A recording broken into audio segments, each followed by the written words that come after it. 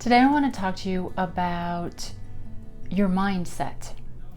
A lot of times we hear this word mindfulness, right? And we say, well, what exactly is mindfulness? I hear it all the time now. It's become very mainstream, and we know that it has something to do with meditation, right? So mindfulness just basically means focusing yourself and your awareness in the present moment.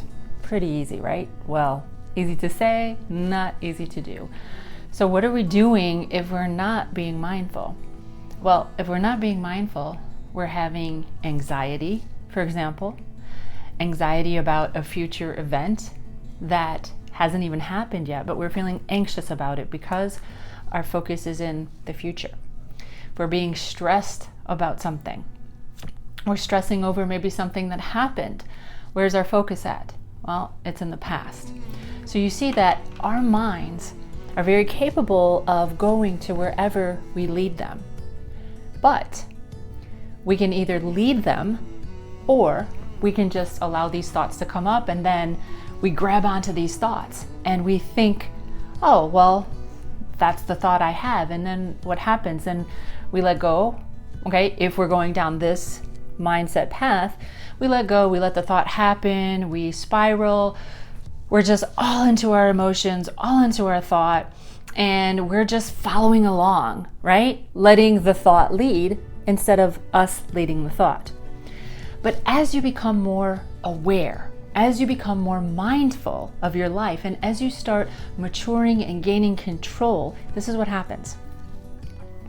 You suddenly shift your mindset from allowing the thoughts to happen to you happening to your thoughts. Meaning, you don't just let any thought that comes into your mind take up residence. It's valuable real estate, right? It's your mind. You get to ponder whatever you want all day long. And we think so many thoughts during a day. It's incredible. So you actually have the choice. Do you want to focus on this thought? Is that thought leading you to anywhere productive? Or is it making you feel bad? Is it making you angry? Is it making you feel vindictive or jealous or whatever? If that thought is making you feel any of those emotions that don't really feel right, if you feel a tightening in your body anywhere, if you feel upset by any thought, that is not a productive thought. That's not a thought that's going to lead you to a place where you want to stay, where you want to feel those types of things. Right? And of course, we can choose to live that type of lifestyle, but then what happens? It leads to heart attacks, it leads to massive amounts of stress, it leads to migraines, it leads to high blood pressure, health problems, all of these things that nobody really wants. So what we really need to do is shift our mindset. And this is how we do that. So we have the two mindsets. We have the mindset of life is working against me, or we have the mindset of life is always supporting me and working for me, right? So when we have this type of mindset that life is working in my favor, all right? Just like Rumi said, live life as if life is rigged in your favor. And I absolutely love that, because really, if we live life as if it's rigged in our favor, then we always feel that love and support of life. And anything that comes our way, yes, difficult things still come, right? But we can choose to look at those as a challenge for our own growth, as a challenge to make me a better person, to let me overcome the shortcoming that I have. Maybe I get angry too fast. Maybe I say things I shouldn't say that are hurtful or whatever. So we really have to choose the path. Is life working for me, or is life and everybody against me? That is your choice. Nobody has that choice but you. You really do have control of your life.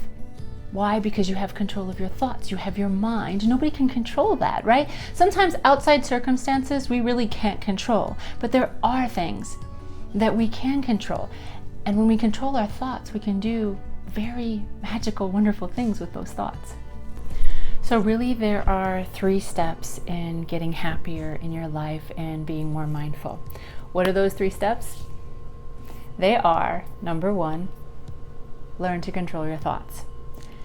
Your thoughts are really a habit.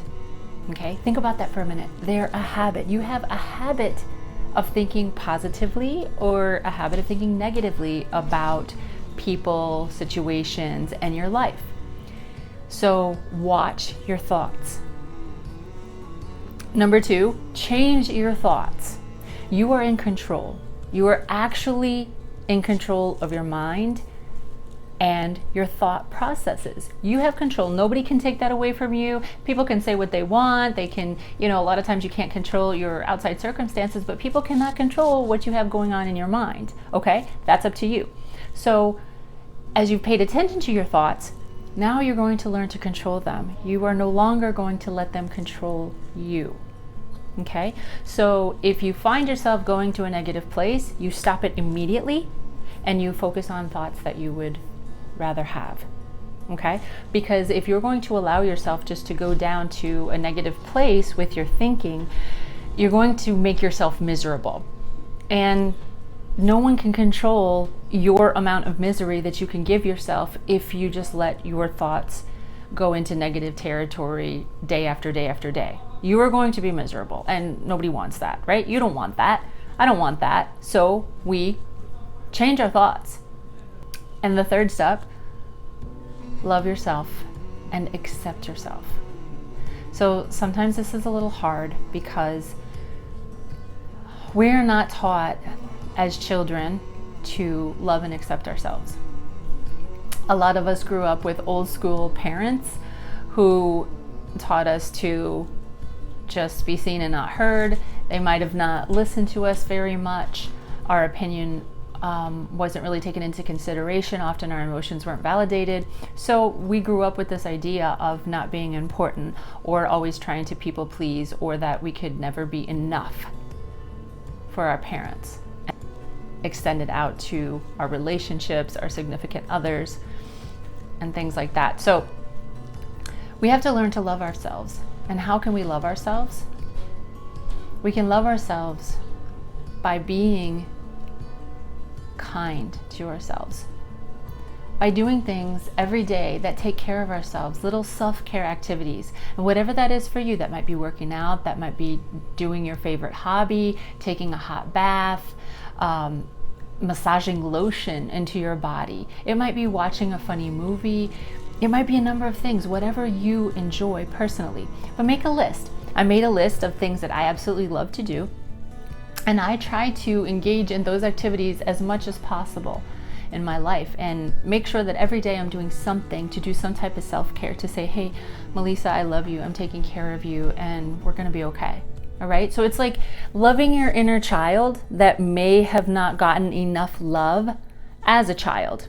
Now, if you're an aware parent, you know that you do things a little differently maybe than your own parents did, because you want to encourage that self-esteem in your children and that self-love in your children. But you still have to parent yourself in a way. You have to be that grown-up, that loving, accepting, validating grown-up that you may have never had. All right? So I encourage you today to be more mindful and be happier in your life by doing those 3 things. Okay? So pay attention to your thoughts. Learn to change your thoughts when they're going down a path you don't like, and then start to love and accept yourself. And I'll do another video more in depth about self-love and self-acceptance, because it took me many, many years to get to that point, but it's really good, and I want to share that with you. So have a great day, and thanks for listening.